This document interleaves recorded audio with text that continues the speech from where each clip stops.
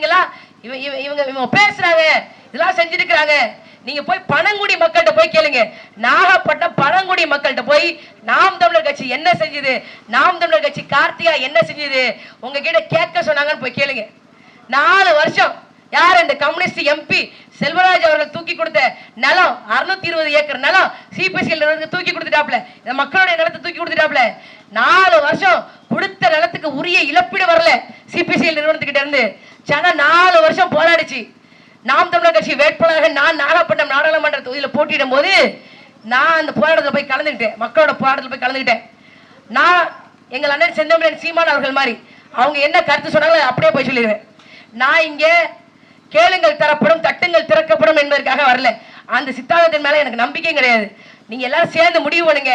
CPCL உடைய நிறுவனத்தின் கதவுகளை நாம எட்டி உதப்போம், இழப்பீடு அவன் தன்னை போல தருவான் என்று சொன்னேன். சென சூடாயிருச்சு. அவனுடைய நிலத்துக்கு கல் ஊனிருப்பாங்கல்ல, தாசில்தார் வந்து கல் ஊனிருப்பாங்களே, அந்த கல்லை போராட்டம் செய்து கொண்டிருக்கக்கூடிய பெண்கள் தூக்கி எறிந்தார்கள். பனங்குடியில புரட்சி வெடிச்சது. அது வரைக்கும் கலெக்டர் என்ன ஏதுன்னு கூட பார்க்காம இருந்த கலெக்டர் இந்த பெண்கள் போராடினதுக்கு அப்புறம் நாம் தமிழர் கட்சி களத்துக்கு வந்ததுக்கு அப்புறம் கலெக்டர் கீழே இறங்கி வந்து பேசினார். உங்களுக்கான உரிய இழப்பீடை நான் தருவேன் அப்படின்னு சொல்லி பேசினார். இன்னைக்கு நில எடுப்பு சட்டம் 2013 இருந்து 13 இந்த நில எடுப்பு சட்டம் கையெழுத்தானுச்சு, பாஸ் ஆனிச்சு. 2013 இருந்து 13 ஆண்டுகளாக இந்த நில எடுப்பு சட்டம் இந்த இந்திய நாட்டில் அமல்ல இருக்கு. 13 ஆண்டுகளா இந்த நில சட்டத்தின்படி மீள் குடியமர்வு மற்றும் மறுவாழ்வு திட்டத்தின் கீழே ஒரு நயா பைசா கூட இந்த சட்டத்தின் மூலமாக மக்களுக்கு பிரயோஜனமே இல்லை. நாம் தமிழர் கட்சி தொடர்ச்சியாக போராடியதன் விளைவாக 13 ஆண்டுகளாக கோமாவில் இருந்த நில எடுப்பு சட்டத்தின் கீழே 1 இல்ல 2 இல்ல 118 கோடி ரூபாயை சிபிசிஎல் பாதிக்கப்பட்ட விவசாய குடும்பங்களுக்கு நாம் தமிழர் கட்சி உறவுகள் நாங்கள் போராடி பெற்றுக் கொடுத்திருக்கிறோம். நான் சொல்றது பொய்னா பனங்குடியில, கோபுராஜபுரத்துல, முட்டத்துல, நரிமணத்துல இருக்கக்கூடிய தாய் தமிழ் சொந்தங்கள்ட்ட போய் கேட்டு பாருங்க. ஆட்சி இல்ல, அதிகாரம் இல்ல, மக்களுக்கு உழைப்பதற்கு நல்ல எண்ணம் இருக்கு, உடல்ல வலு இருக்கு, நெஞ்சம் முழுக்க கருத்து இருக்கு. என்னுடைய கருத்துக்கள் எல்லாம் சொல்லிட்டேன். நாங்க இங்க பாருங்க, ஒரு மேடை கூட இல்ல, ஒரு பதாகை கூட இல்ல, எல்லாம் இல்ல, எதுவுமே இல்லதான். ஆனா உலகத்தில் அன்பார்ந்த தாய் தமிழ் சொந்தங்களே, மன்னருடைய மகன் மன்னராவதுல எந்த விதமான சுவாரஸ்யம் இல்ல. ஒண்ணும் இல்லாதவர்கள் இந்த உலக சாம்ராஜ்யத்தை கையில் எடுப்பதா உலக வரலாறு. அதை நாங்க செய்து காத்திருக்கோம். என் கையில காசு இல்ல, காசு இருந்தாலும் வாக்கு காசு கொடுக்க மாட்டேன். எங்க உறவுகள் எல்லாரும் முன்னாடியும் வந்து கருத்து தான் இருக்கு. கருத்து சொல்லி வாக்கு கேட்கிறோம், உறுதியா கேட்கிறோம். நாம் தமிழர் கட்சியில இந்த பிள்ளை வெல்லணும் அப்படின்னு நினைங்க. நீங்க வென்றா நாம் தமிழர் கட்சி கீழ்வேல் சட்டமன்ற தொகுதியை வென்றா அது இங்க உள்ள மக்களுடைய பேச்சு மட்டும் இருக்காது, தமிழ்நாட்டோட தலைப்பு செய்தி மட்டும் இல்ல. வாக்குக்கு காசு வாங்கி வாக்களிக்கக்கூடிய தமிழ்நாட்டுல ஒரு சட்டமன்ற தொகுதியினுடைய மக்கள் கருத்துக்களை நம்பி ஒரு பொம்பளை பிள்ளைக்கு வாய்ப்பு கொடுத்திருக்காங்க, ஒரு பொம்பளை பிள்ளையை ஜெயிக்க வச்சிருக்காங்க. அந்த தொகுதி நாகப்பட்டினம் மாவட்டத்தில் இருக்கக்கூடிய கீழ்வேலூர் சட்டமன்ற தொகுதி என்று இந்தியாவில் இருக்கக்கூடிய அத்தனை பத்திரிகைகளும் தலைப்பு செய்தியாக வரக்கூடிய அளவுக்கு இந்த கீழ்வேலூர் சட்டமன்ற தொகுதியை நம்ம கொண்டு போக முடியும். நான் சிங்கப்பூரா மாத்துவேன் அப்படின்னு நான் பொய் சொல்ல மாட்டேன். இந்த கீழ்வேலூர் சட்டமன்ற தொகுதியை சிங்கப்பூரா மாத்துவேன், சத்தியமா பொய் சொல்ல மாட்டேன். இங்க இருக்கக்கூடிய அத்தனை சாலைகளில் தரம் வாய்ந்த சாலைகளாக போடுவேன். இந்த திமுக காரங்க மாதிரி, கம்யூனிஸ்ட் காரங்க மாதிரி இம்போசிஷன் எழுதுவாங்களே, மக்கு பசங்களுக்கு வகுப்பு ஆசிரியர், ஸ்கூல் டீச்சர் வந்து இம்போசிஷன் கொடுப்பாங்களே, இந்த ஆன்சர் 5 தடவை எழுதுப்பா, அது மாதிரி வந்து இந்த சாலையை 5 தடவை போட்டுக்கிட்டு இருக்காங்க. எதுக்கு போடுறாங்க அவங்களுக்கும் தெரியல, மக்களுக்கும் தெரியல. ஆனா நான் ஒரு தடவை போடக்கூடிய சாலை மிக தரமான சாலையாக இருக்கும். நான் செத்து போனா கூட என் சாலை என் பேரை சொல்லும் அளவுக்கு தரமான தகுதியான சாலைகளை இந்த மக்களுக்கு நான் அமைத்து கொடுப்பேன். உறுதியாக ஏற்படுது. ஒரே ஒரு விஷயம் யோசிச்சு பாருங்க. இந்த மண்ணுல இது வரைக்கும் இந்த கீழ்வேலூர் சட்டமன்ற தொகுதி முழுக்க நான் பயணிச்சிட்டேன். கோயம்புத்தூர்ல கூட ஓட்டு கேட்டு போயிருக்கேன். அப்ப கூட வந்து ஹாட் பாக்ஸ் தருவாங்களா, அரிசி பை தருவாங்களா அப்படின்னு ஜனம் கேட்கும். அந்த கீழ்வேலூர் சட்டமன்ற தொகுதியை பொறுத்த வரைக்கும் இது வரைக்கும் எங்க அண்ணன் என்னை வேட்பாளர் அறிவிச்சு 1.5 வருஷம் ஆகுது. 1.5 வருஷத்துல ஒரு மக்கள் கூட என்கிட்ட வந்து வாக்குக்கு எத்தனை ரூபா காசு கொடுப்பீங்க அப்படின்னு ஒரு கேள்வி கூட ஒருத்தர் கூட என்கிட்ட கேட்டதே இல்லை. கேட்டது எல்லாம் எனக்கு பட்டா வாங்கித்தாங்க, எனக்கு நிலம் வாங்கித்தாங்க, குடிக்கிறதுக்கு தண்ணி இல்லைங்க, சாலை இல்லைங்க அப்படின்னு தான் சொல்லியிருக்காங்க. எல்லா சனமும் அப்படிதான் சொல்லிச்சு. எதுக்கு பாப்பா குடியில கோகூர் பக்கத்தில் இருக்கக்கூடிய தெற்கு பாப்பா பாப்பாக்குடியில சாலையே இல்லைன்னாங்க. வா பிடிஓ ஆபீஸ்க்கு வா, BDO office block development officer வா, போய் பார்க்கலாம்னு சொன்னோம். நாம் தமிழர் கட்சி 10 பேரோட போனோம். பிளாக் டெவலப்மெண்ட் ஆஃபீஸர் ஃபண்ட் இல்லைனாரு. ஏன்பா திருக்குவளையில கருணாநிதி வீட்டுக்கு பக்கத்துல மணிமண்டபம் கட்டுறதுக்கு உங்களுக்கு ஃபண்ட் இருக்கு, பாப்பாக்குடியில மக்கள் நூத்துக்கணக்கான மக்கள் போக வர்றதுக்கு சாலை இல்லைங்கிறாங்க, அதுக்கு ஃபண்ட் இல்லையே அப்படின்னு கேட்டோம். இப்ப ஃபண்ட் வந்துருச்சு. நாம் தமிழர் கட்சிக்காரங்க போராட்டம் பண்ணதன் வாயிலாக, வீடியோவை பார்த்து கேள்வி கேட்டத்தின் வாயிலாக இன்னைக்கு தெற்கு பாப்பாக்குடிக்கு சாலை வந்து விட்டது. ஒரு எம்பி இல்ல, எம்எல்ஏ அதிகாரம் இல்ல, ஆனா கேட்ட கேள்விக்கு நாம் தமிழர் கட்சி பிள்ளைகள் கேட்ட கேள்விக்கு தெற்கு பாப்பாக்குடியில வீடியோ சாலை போடுறதுக்கு தயாராகி விட்டார். விளாம்பாக்கத்துல மரப்பாலம் வச்சிருந்தாங்க, மரப்பாலம் வச்சிருந்தாங்க. வெட்டார கலப்பதற்கு வெறும் மரப்பாலம் மட்டும்தான் இருந்தது. ஆனா நாம் தமிழர் கட்சியில எங்கள் அண்ணன் விளாம்பாக்கம் கார்த்தி அவர்கள் தொடர்ச்சியாக கலெக்டர் கிட்ட மனு கொடுத்து இன்னைக்கு அழகான தரமான கான்கிரீட் மேம்பாலம் விளாம்பாக்கம் வெட்டாறு பகுதியில, வெட்டாறு ஆத்துக்கு மேல கான்கிரீட் பாலம் அமைச்சிருக்கோம். நாம் தமிழர் கட்சியினுடைய தொடர் போராட்டத்தினால, தொடர் முயற்சினால எங்களால செய்ய முடியாது. இன்னைக்கு கூட பாருங்களேன், இந்த பக்கத்துல இருக்கக்கூடிய காவல் நிலையத்துக்கு போய் பாருங்க. நாம் தமிழர் கட்சி பிள்ளைகள் காவல்துறையினருக்கு என்ன சொல்லி கொடுத்தாங்க? ஆப்பே தெரியாதவங்களுக்கு கூட இப்படிலாம் ஆப்பை பயன்படுத்தணும், இப்படிலாம் உங்களுக்கு வரும் அப்படின்னு சொல்லி காவல்துறைக்கு கற்பிக்கக்கூடிய அளவுக்கு அறிவார்ந்தவர்களாக நாம் தமிழர் கட்சி பிள்ளைகள் நாங்கள் இருக்கோம். உறுதியா செய்வோம். பக்கத்துல பாருங்க, பாலக்குறிச்சியில் ஒரு டாஸ்மாக் கடை 24 மணி நேரம் திறந்திருக்கு. 24 மணி நேரம் திறந்திருக்கு. 24 மணி நேரம் டாஸ்மாக் கடை திறந்திருக்கலாமா? திறந்திருக்க கூடாது. அனுமதியை மீறி திறக்குது, விதிகளை மீறி திறக்குது. இதெல்லாம் யாரு சரி செய்வாங்க? கம்யூனிஸ்ட்காரங்க வந்து சரி செஞ்சிருவாங்களா? யார் சரி செய்வாங்கன்னு சொல்லுங்க. யாரு சரி செய்வாங்க? இதெல்லாம் மூடணுமா வேண்டாமா? காலையில 6 மணில இருந்து பொழுது விடியறதுல இருந்து பொழுது அடையிற வரைக்கும் வெம்பாடுபட்டு இந்த சனம் உழைச்சி சம்பளம் வாங்கிட்டு வந்தா சம்பளத்தை எல்லாம் டாஸ்மாக் கடையில வித்து தின்னுட்டீங்க அப்படின்னா குடும்ப குட்டியில யார் பார்ப்பாங்க? யார் படிக்க வைப்பாங்க? யார் அரிசி பருப்பு வாங்கி தருவாங்க? யார் வாங்கி தருவாங்க? யாரும் கிடையாது. எது அரசியல்? இதுதான் அரசியல். மக்களுக்கான அரசியல் என்பது இதுதான் அரசியல். நாம் தமிழர் கட்சி ஆட்சிக்கு வந்தால் இயற்கை முறையில விவசாயம் பண்ணும். ஏங்க இயற்கை முறையில விவசாயம் பண்ண போறீங்க? ஒரு காலகட்டம் இருந்தது, போன ஆண்டு வெள்ளாமையில நமக்கு கிடைச்ச விதை நெல் இருந்தது. வீடுக்கு ஆடு மாடு இருந்தது, தொழுவம் இருந்தது. ஆடு மாடு சாணம், ஆட்டு புழுக்க, மாட்டு சாணம், கோமியம் எல்லாத்தையும் வச்சு நம்ம இயற்கையா உரம் வச்சிருந்தோம். இங்க இருக்கக்கூடிய நீர்நிலைகள்லாம் மக்கள் பயன்பாட்டுக்கு இருந்தது. மாட்டு வண்டியில கரம்ப மண்ணை இழுத்துட்டு வந்து ஆட்டு புழுக்க, மாட்டு சாணி எல்லாத்தையும் போட்டு வயல்வெளியில எடுத்து வரைஞ்சா பொண்ணு விளையிற பூமியாக இந்த மண்ணு வாழிச்சு. ஆனா இன்னைக்கு என்ன? உரம் தனியாட்ட இருக்கு, விதை நெல்ல தனியா இருக்கு. இந்த குளம் அரசாங்கத்துக்கிட்ட போயிருச்சு. இந்த குளம் அரசாங்கத்துக்கு போனது காரணம் யார் தெரியுமா? நீங்க எந்த பிரச்சனை, தமிழ்நாட்டுல எந்த பிரச்சனையை தேடி போனாலும் அந்த வேரடியில நின்றுகிட்டு இருக்கிறது கருப்பு கண்ணாடி, மஞ்சள் துண்டு போட்டிருக்கக்கூடிய ஐயா கருணாநிதி உட்கார்ந்து இருப்பாரு. 1996 2001 வரைக்கும் ஐயா கருணாநிதி ஆட்சி.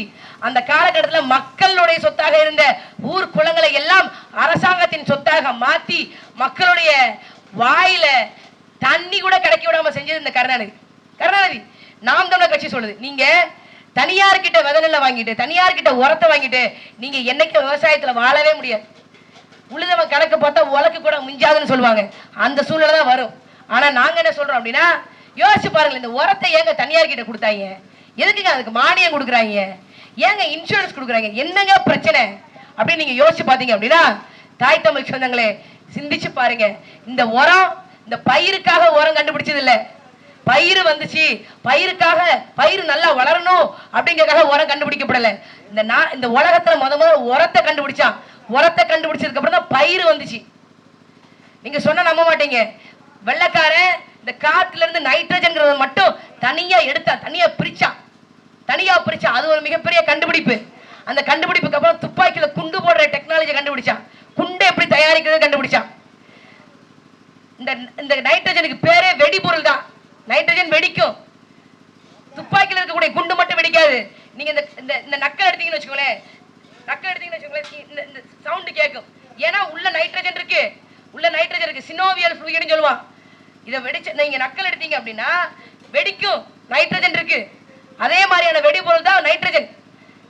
அதை கண்டுபிடிச்சு என்ன பண்ணான் அப்படின்னா வந்து துப்பாக்கி சுடக்கூடிய ஒரு வெடிபொருளா கண்டுபிடிச்சான்.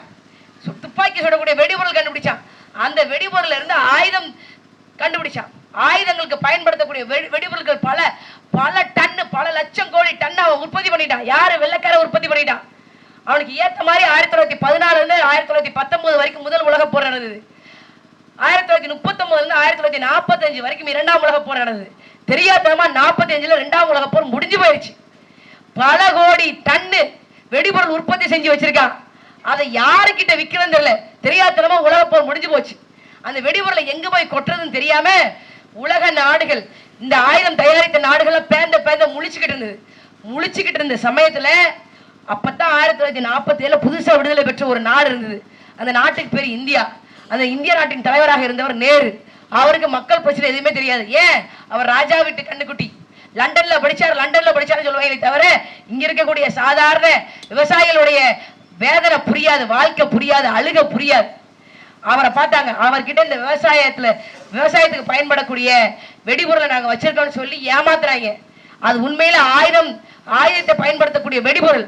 அதை விவசாயம் தயாரிக்கக்கூடிய உரப்பொருள் சொல்லி ஏமாத்துறான்.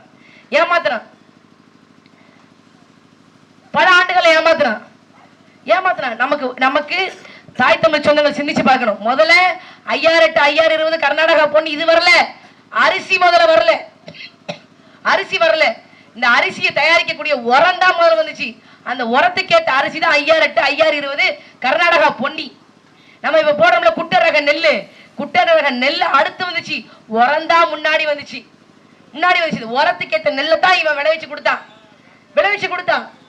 நமக்கு முன்னாடி எல்லாம் நெல் எப்படி இருக்கும்? ஒரு ஆளடி உயரத்துக்கு நெல் இருக்கும். தலை வீட்டுக்கு, நடு மாட்டுக்கு, கீழே இருக்கக்கூடியது மண்ணுக்கே திரும்ப விட்டுருவாங்க விவசாயி. அதனால நமக்கு எந்த பிரச்சனையும் இல்லை. இன்னைக்கு நெல் விளையிறதே முழங்கால் அளவுக்கு தான் விளையுது. முழங்கால் அளவுக்கு விளையக்கூடிய நெல்லை வச்சு ஒண்ணும் பண்ண முடியல. நாம் தமிழர் கட்சி நாங்க ஏன் இயற்கை முறையில வேளாண் விவசாயம் பண்ணணும்னு நினைக்கிறோம் அப்படின்னா இதான் காரணம். நீங்க விதை நெல்ல உரத்தை தனியார் கிட்ட இருந்து வாங்கினதுக்கு அப்புறம், களைக்கொல்லியை தனியார் கிட்ட இருந்து வாங்கினதுக்கு அப்புறம் நீங்க கடனாளி ஆயிருவீங்க. நட்டத்துலதான் நீங்க விவசாயமே செய்ய ஆரம்பிக்கிறீங்க. இதுல இருந்து மாற்று வரணும்னு நினைக்கிறோம். இதுல இருந்து நாம் தமிழர் கட்சி ஒரு மாற்றை ஏற்படுத்தணும்னு நினைக்கிறோம். நீங்க முதலாம் ஆண்டு தயாரிச்ச விதை நெல்லு, நம்ம வீட்டுல இருந்து செய்யக்கூடிய உரம், இதெல்லாம் கையில வச்சுக்கிட்டு தான் நீங்க வந்து விவசாயம் பார்க்க போனீங்க அப்படின்னா விவசாயமும் ஒரு லாபகரமான தொழிலாக மாறும். இதைத்தான் நாம் தமிழர் கட்சி உறுதியா செய்யும். எங்க சிக்கிம்ல ஒரு மாநிலம் இருக்குங்க இந்திய நாட்டுல.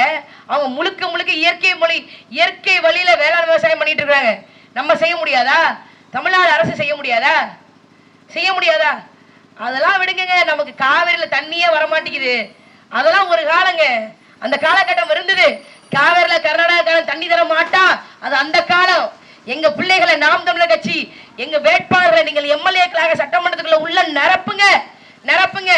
நான் சொல்றேன், கீழ்வேலூர்ல ஏப்ரல் 23 தேர்தல், மே 4 வாக்கு எண்ணிக்கை நடக்கும் போது முதல் கவுண்ட்ல நாம் தமிழர் கட்சி கீழ்வேலூர் சட்டமன்ற தொகுதியில் லீடிங் வந்தாலே இங்க இருக்கக்கூடிய அத்தனை பிரச்சனைகளையும் செய்யக்கூடியவர்கள் உஷாராயிருவாங்க. நாம் தமிழர் கட்சி சட்டமன்றத்துக்குள்ள செல்லுது அப்படின்னாலே கர்நாடகாக்கார, மலையாளக்கார, தெலுங்குல இருக்கக்கூடிய, ஆந்திராவில் இருக்கக்கூடிய தெலுங்கர்கள் உஷாராயிருவாங்க. இன்னைக்கு பேசுறாங்க, சட்டமன்றத்தில் பேசுறாங்களே, சித்தராமையா பேசுறாரு, நாங்க காவிரியில மேகதட்டு அணை கட்டுவதற்கு 1000 கோடி ரூபாய்க்கு நாங்கள் செலவு செய்து விட்டோம் என்று பேசுறாரு. இதே அதிமுகவுக்கு நீங்க வாக்களிச்சீங்க அப்படின்னா மேகதட்டு அணையை கட்டுவதற்கு கர்நாடகாரன் தயாரா இருக்கான். எங்களை அனுப்புங்க. நீ காவிரியில அணையை கட்டு, நான் உனக்கு நெய்வேலி மின்சாரம் தர மாட்டேன். தமிழ்நாட்டில இருந்து எந்த பொருளும் கர்நாடகாவுக்கு அம்மன் சல்லி நகராது என்று தமிழ்நாட்டை ஒட்டுமொத்தமா கர்நாடகா பிரிச்சிருவோம். வேண்டாம், தண்ணி தர மாட்டேப்பா. நீ சனவாடு தண்ணி தர மாட்டேன். நான் ஏன் நீ சாப்பிடுறதுக்கு சோறு விளை வச்சு தரணும்? நீ சாப்பிடுறதுக்கு எதுக்கு காய்கறி விளை வச்சு தரணும்? பழங்களையா விளை வச்சு தரணும்? என் மின்சாரம் எதுக்கு? காவிரி தண்ணீரை கொடுக்காத உங்களுக்கு தமிழ்நாட்டின் மின்சாரம் எதற்கு என்று கேள்வியை கேட்போம். திமுக கேட்குமா? அதிமுக கேட்குமா? கேட்காது. இதை விட ஒரு கொடிய பிரச்சனை இருக்குங்க. கர்நாடகா மாநிலத்திலிருந்து பாலாறு ஒரு நதி உற்பத்தி ஆகி வருது. அது ஆந்திராவில் வெறும் 22 கிலோமீட்டர் தான் பாயுது, வெறும் 33 கிலோமீட்டர் தான் பாயுது.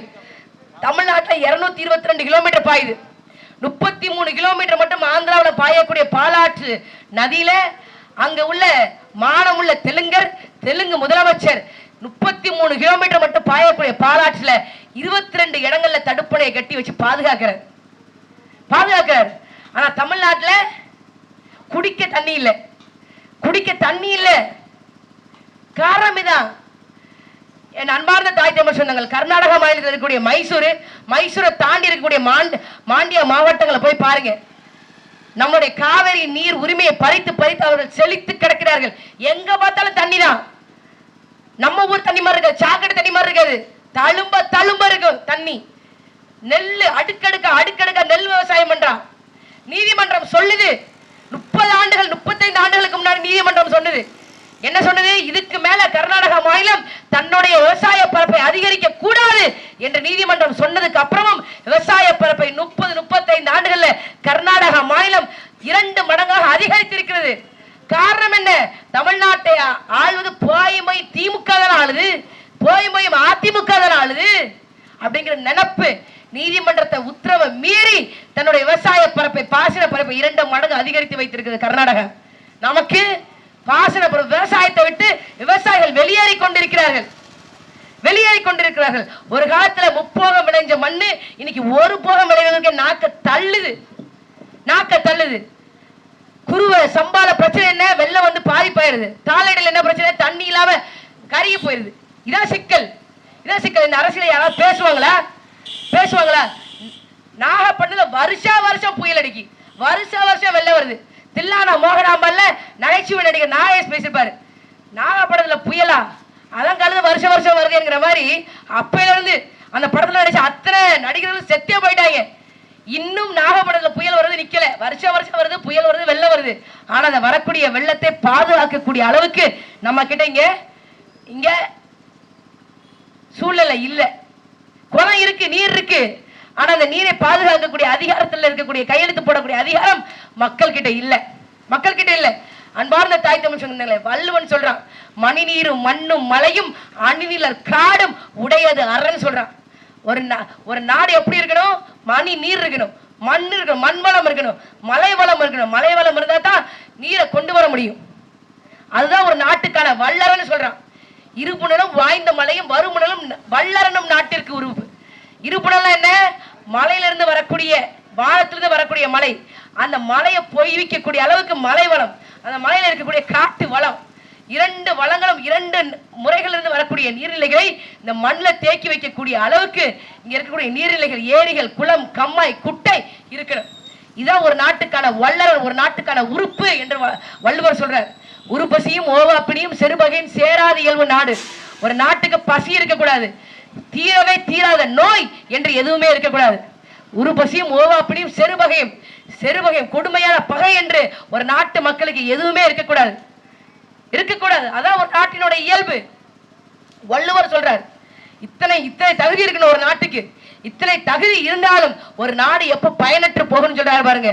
ஆங்கமை வேதிய கண்ணு பயனின்றே வேண்டமை வெல்லாத நாடு. இத்தனை வளங்கள் இருந்தும் ஒரு நாடு பயனற்று போகும். எப்போ இந்த நாட்டை ஆள்வதற்கு இத்தனை வளங்கள் இருக்கக்கூடிய நாட்டுக்கு ஒரு நல்ல வேதனை இல்லாத போது அந்த நாடு பயனற்று போகும் அப்படின்னு வள்ளுவர் சொல்றார். நம்ம கிட்ட வளம் இருக்கு, மலை வளம் இருக்கு, ஆற்று வளம் இருக்கு, நீர் வளம் இருக்கு, இயற்கை வளங்கள் கொட்டி கிடக்கு, கனிம வளம் கொட்டி கிடக்கு. ஆனா இந்த இயற்கை வளத்தை எல்லாம் யாருக்கிட்ட கொடுக்குறீங்க? திமுக கிட்ட, அதிமுக கிட்ட மாத்தி கொடுக்குறீங்க. போதும், ஊழல் போதும், லஞ்சம் போதும், திமுக போதும், அதிமுக போதும். மக்கள் ஒரு முடிவெடுங்க. உண்மையான மக்களாட்சி வரணும் அப்படின்னா உங்கள் வீட்டு மகளுக்கு, உங்கள் வீட்டு பிள்ளைகள் நாம் தமிழர் கட்சிக்காரங்க எங்களுக்கு வாக்கு செலுத்துங்க. ஒரு முறை வாய்ப்பு கொடுத்துதான் பாருங்களேன். வாய்ப்பே கொடுக்காம நீங்க என்ன செய்ய போறீங்க? வாய்ப்பு கொடுத்து பாருங்க. நாங்க என்ன செய்யறோம்னு பாருங்க.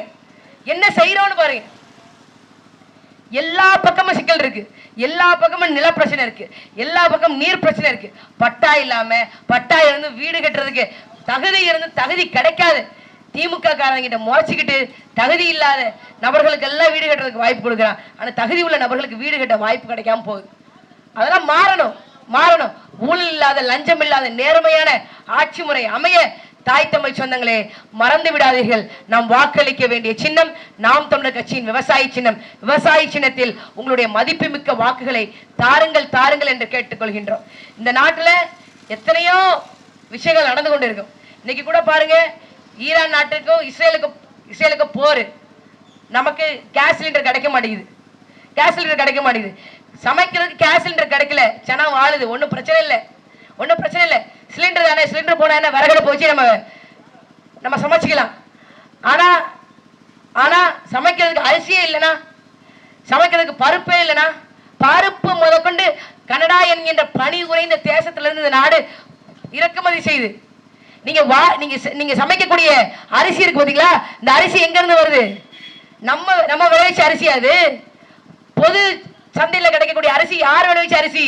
கர்நாடகால இருந்து வரணும், கர்நாடகா பொன்னி வரணும், ஆந்திராவில இருந்து வரணும் அரிசி, ஆந்திராவில இருந்து வரணும். ஆந்திராவில இருந்து இந்த அரசாங்கம் கொள்முதல் செய்யுது அரிசிய.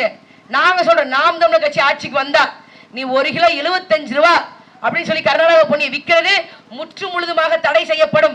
நாம் தமிழர் கட்சி ஆட்சிக்கு வந்தா விவசாயிகள், இந்த நாகப்பட்டினம் விவசாயிகள், கீழ்வேலூர் விவசாயிகள் விளைவிக்கக்கூடிய நெல்லை, அரிசியை இங்க இருக்கக்கூடிய பொது சந்தையில நாங்க சந்தைப்படுத்துவோம். ஏன் 75 ரூபா கொடுத்து கர்நாடகா பொன்னியை தான் திம்பியா, கீழ்வேலூர் பொன்னியை திங்க மாட்டீங்களா? கீழ்வேலூர்ல விளைஞ்ச அரிசியை திங்க மாட்டீங்களா? இந்த கேள்வி இருக்குல்ல. 75 ரூபா கர்நாடகா விவசாயிக்கு மட்டும் போகணுமா? கீழ்வேலூர் விவசாயி கிடைக்க கூடாதா? கிடைக்க கூடாதா? சிந்திச்சு பாருங்க. நம்ம விவசாயம் எல்லாம் நெல், இங்க பாருங்களேன், நெல்ல கொள்முதல் பண்ணிட்டாங்க. காசு வந்துச்சு, பல பேர் காசு வரல. அது அடுத்து புத்தூர் ரவுண்டானா போய் பாருங்க, 250 லாரி ஒரே அடுக்கா நிக்கும். எதுக்கு? நம்ம கிட்ட கொள்முதல் பண்ண அரிசி வைக்கிறதுக்கு அவங்க கிட்ட இடம் இல்ல. இதான் சூழல். அரசாங்கம் கொள்முதல் பண்ணாலும் ஒரு புண்ணியம் கிடையாது. இதே பொது சந்தைக்கு நீங்க விற்க வேண்டியதாங்க. என்னங்க சிக்கல்? கர்நாடகால இருந்து பொன்னி வருது, ஆந்திராவில இருந்து அரிசி வருது. கீழ்வேலூர்ல இருக்கக்கூடிய விவசாயிகளுக்கு ஒரு விடிவுகாலம் வர வேண்டாமா? ஒரு மாற்றம் வர வேண்டாமா? என்னைக்கு செய்யறது? நாங்க சொல்றோம், ஒரே ஒரு உறுதியை கொடுக்கிறோம். இங்க இருக்கக்கூடிய விவசாயிகளுடைய வாழ்க்கை தரம் உறுதியாக உயரும். நான் வந்துதான் குடிசை இல்லாத தொகுதியாக இந்த நிலம் மாறணும்ங்கிற அவசியம் இல்லை. விவசாயிகளுடைய வாழ்க்கை தரத்தை நாம உயர்த்திட்டாலே சொந்த காசை போட்டு வீடு கட்டக்கூடிய அளவுக்கு உழைப்பவர்கள் நம்முடைய விவசாயிகள். அதற்கு ஒரு வாய்ப்பை நான் உறுதியாக ஏற்படுத்தி தருவேன். இந்த மக்களுக்கு நேரடி கொள்முதல் நிலையம், வெம்பாடுபட்டு விவசாயி உழைச்சி விளைவிக்கக்கூடிய நெல்லு மழையிலையும் வெயிலையும் பனியிலையும் புயலையும் கிடக்கணும். ஆனா குடல் வந்து சாகக்கூடிய சாராயத்தை அரசாங்கம் நல்ல பாதுகாப்பாக காவல்துறை பாதுகாப்பு போட்டு பாதுகாக்குது. இதான் இந்த நாட்டினுடைய லட்சணம். நாங்க வந்து சொல்றோம், டாஸ்மாக மூடுவோம், இழுத்து மூடுவோம். பாலக்குறிச்சி டாஸ்மாக் இருக்கட்டும், எதுவா இருக்கட்டும். டாஸ்மாக் மட்டும் இல்ல, திமுக காரர்கள் விற்கக்கூடிய கஞ்சா முதற்கொண்டு எல்லாத்தையும் நான் ஒழிப்பேன். கஞ்சா, போதை பொருட்கள் எல்லாம் எம்எல்ஏக்கு கமிஷன் இல்லாம இந்த நாட்டுல, இந்த மண்ணில் விற்பனை செய்ய முடியாது. நான் உங்கள் வீட்டு மகள், நான் கமிஷன் வாங்க மாட்டேன். அது கஞ்சா வியாபாரிகள் கிட்ட இருந்து கமிஷன் ஒரு நாளும் வாங்க மாட்டேன். என் மண்ணுல கஞ்சா இருக்குன்னா அவனை இழுத்து பிடிச்சி காவல்துறையிட்ட போய் ஒப்படைச்சு அவன் மேல நடவடிக்கை எடுக்க சொல்லக்கூடிய முதல் ஆளாக உங்கள் வீட்டு மகள், இந்த எம்எல்ஏவாக நான் உங்களுக்கு உறுதியாக நான் செய்வேன். நம்புங்க, நம்பி வாக்களிங்க. சாலைகள் தரமா போடுவேன். போதை பொருட்கள் புழக்கம் இருக்காது. ஆண்கள் சாராயம் அடிக்க முடியாது. இதை நான் சொல்வதனால எனக்கு நீங்க வாக்கு செலுத்தாமல் கூட போகலாம். நீங்கள் வாக்கு செலுத்தாவிட்டாலும் எனக்கு பரவாயில்லை. உங்கள் வாக்குகளை விட உங்கள் பிள்ளைகளின் வாழ்க்கை, உங்கள் மனைவிமார்களுடைய வாழ்க்கை தான் நாம் தமிழர் கட்சிக்காரங்கள் எங்களுக்கு மிக முக்கியம். அதனால சொல்றேன், டாஸ்மாக மூடிடுவேன். உறுதியா மூடிடுவேன். மிக முக்கியமாக இங்க இருக்கக்கூடிய நேரடி நெல் கொள்முதல் நிலையங்களுக்கு இந்த தார்பாயை போட்டு இழுத்து மூடுறது இதெல்லாம் இல்ல.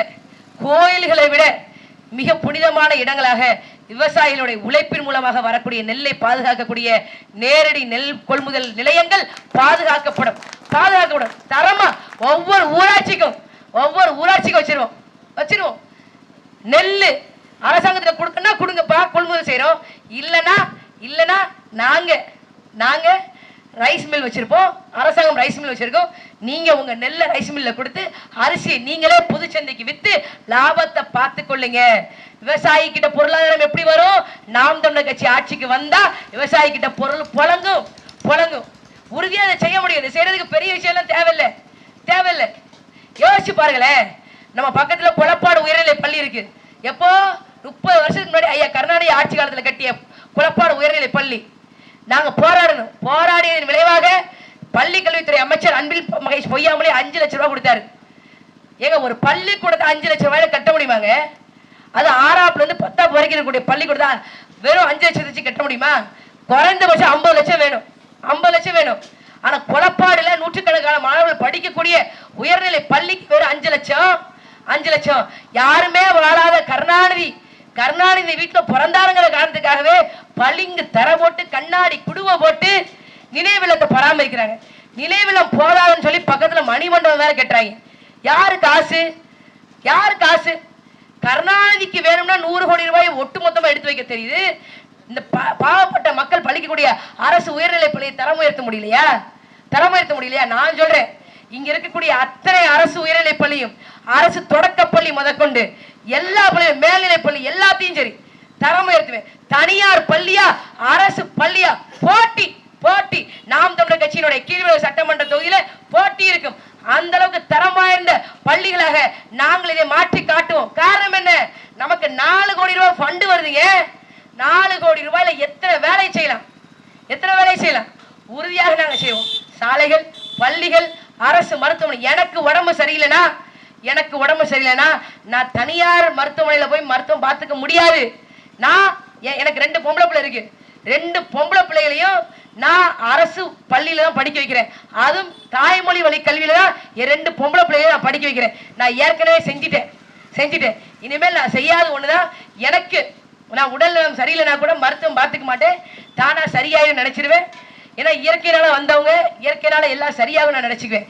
எனக்கு ஒருவேளை தலைவலியோ காய்ச்சலோ மண்டேடியோ எது வந்தாலும் சரி, என் பிள்ளைகளுக்கு வந்தாலும் சரி, என் கணவருக்கு வந்தாலும் சரி, பக்கத்தில் இருக்கக்கூடிய அரசு ஒரத்தூர் மருத்துவமனையில போய் தான் சிகிச்சை எடுத்துக் கொள்வேன் என்ற உறுதிமொழியை என் தாய் தமிழ் சொந்தங்களை உங்கள் முன்னால் நான் வைக்கின்றேன். உறுதியாக நான் செய்வேன். எனக்கு மட்டும் இல்ல, என் குடும்பத்தில் உள்ள அத்தனை பேருக்கும் சிகிச்சை அங்கதான்.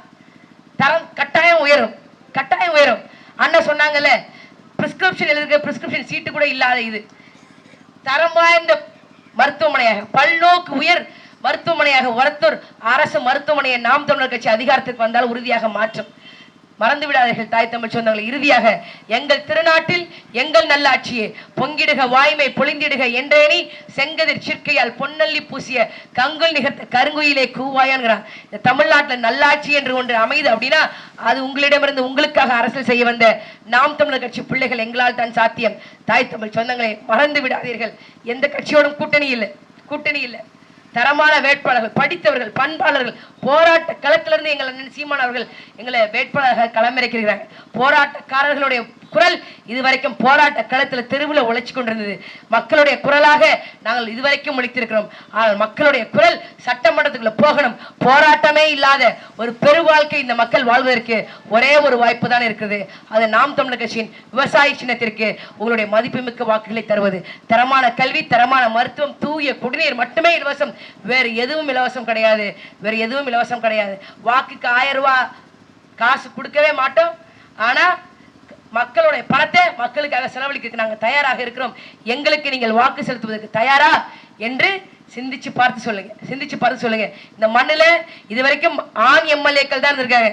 ஒரு பெண் எனக்கு ஓட்டு போடுங்க நான் கெஞ்சி கேட்க விரும்பல. ஆனா இதுவரைக்கும் மற்ற எம்எல்ஏக்கள் செய்யாத அளவுக்கு இந்த மண்ணுக்கும் மக்களுக்குமாக உழைப்பதற்கு உங்கள் வீட்டு மகளாக நான் தயாராக இருக்கிறேன். அன்பார்ந்த தாய் தமிழ் சொந்தங்களே, வாய்ப்பை நழுவ விட்டு விடாதீர்கள். ஒட்டுமொத்த தமிழ்நாட்டிற்கே நம்பர் 1 தொகுதியாக கீழ்வேளூர் சட்டமன்ற தொகுதியை மாற்றி காட்டுவேன். அதற்கு ஒரு வாய்ப்பு தாருங்கள். நாம் தமிழர் கட்சியின் விவசாய சின்னத்தில் உங்களுடைய வலிமை மிக்க வாக்குகளை தாருங்கள் என்று கேட்டு விடைபெறுகின்றேன். நன்றி, வணக்கம். நாம் தமிழர், தமிழ் தாய் வாழ்க, தலைவர் பிரபாகரன் வாழ்க.